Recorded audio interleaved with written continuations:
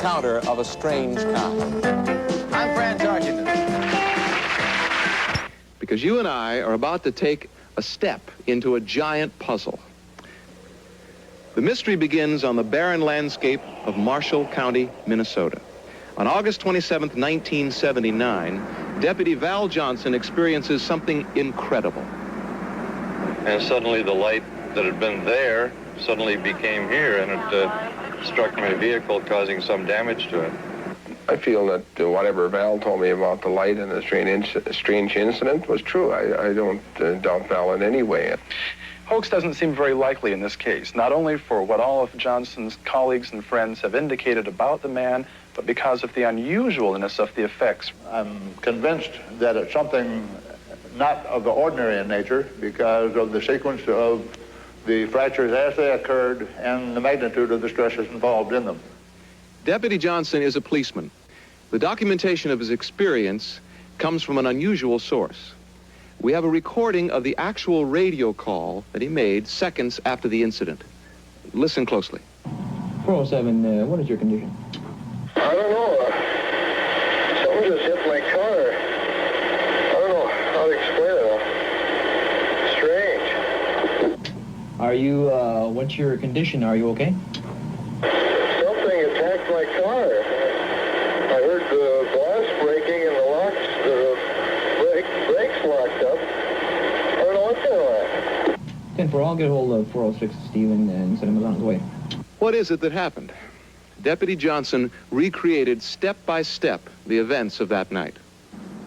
I was on routine patrol, and I came up to this intersection, and I looked south, and I saw a bright light just over the center of the roadway. My first impression was that maybe it was a semi with one headlight broken out, and then it dawned on me that the light was too big around and too intense for an ordinary headlight.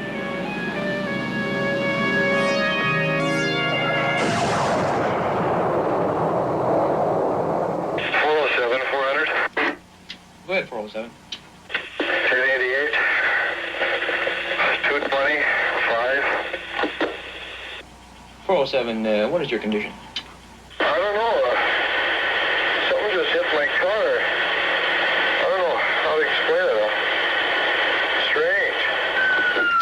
Are you, what's your condition? Are you okay? Something attacked my car.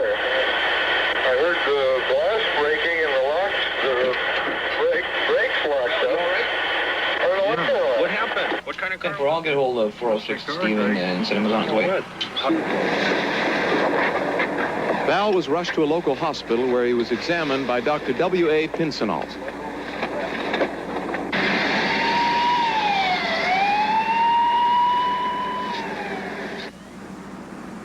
My eyes were extremely painful, as if I'd been subjected to something like arc welder burn or something.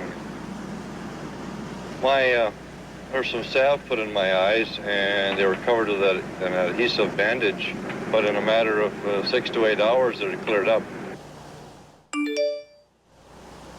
Alan Hendry is an investigator with the Center for UFO Studies. Now, on hearing of Val's experience, he came to Marshall County.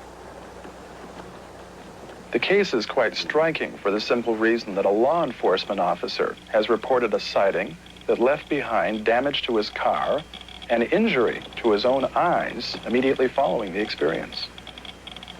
We learned of the Val Johnson case in much the same manner we learn of most of our sighting reports.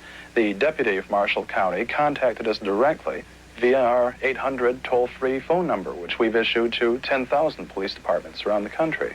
The biggest mystery about the Val Johnson case to me is trying to find one neat explanation for something that could behave the way he described, yet create the kinds of damage that we analyzed and discovered. Mr. Meridian French, a crash technician for the Ford Motor Company. A request was made by Mr. Alan Hendry to Ford Motor Company, and through the normal chain of command down to the glass division, I, as the so-called glass expert, was asked to come out and examine the windshield. The cracks in this particular windshield are not unusual in themselves, any one of which I could reproduce myself in the laboratory, but as a group, they're unusual. French traced the outlines of the shattered windshield in order to analyze the fracture. I'm convinced that the fractures, as we see here, were made by some type of a blow from the outside of the glass by some firm, probably hard object, but with not sufficient force to crush the glass, but enough force to bend the glass to the point of breaking it. I have not seen anything like this before. They are extremely unusual. I've been in law enforcement for about 15 years. I've been Chief Deputy Sheriff in Marshall County for 8 years, and I was elected Sheriff of Marshall County last January 1st, so I've been in office about a year now. The car itself had busted headlights. The windshield was broke. One of the red lights on top of the roof was broke. The antennas were bent backward, where if an object would have struck them, they should have been bent forward. But they were bent the opposite way, as if some force had bent them. Val Johnson's a very good fellow, and he's a good officer. He has 3 young children and a nice wife, and he's a very reliable person. And my feeling was that whatever happened was strange and unknown, and there was no doubt in my mind that Val was telling what he actually saw. This is Deputy Val Johnson and his wife, Roseanne, everybody.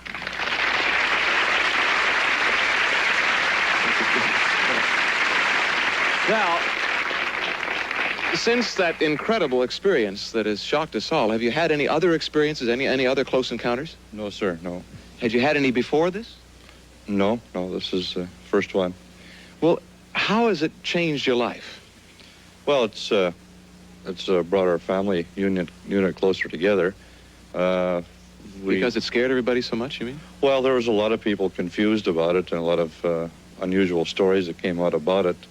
But it's brought us closer together as a family unit. Was it a religious experience for you? Many times these events are a religious experience.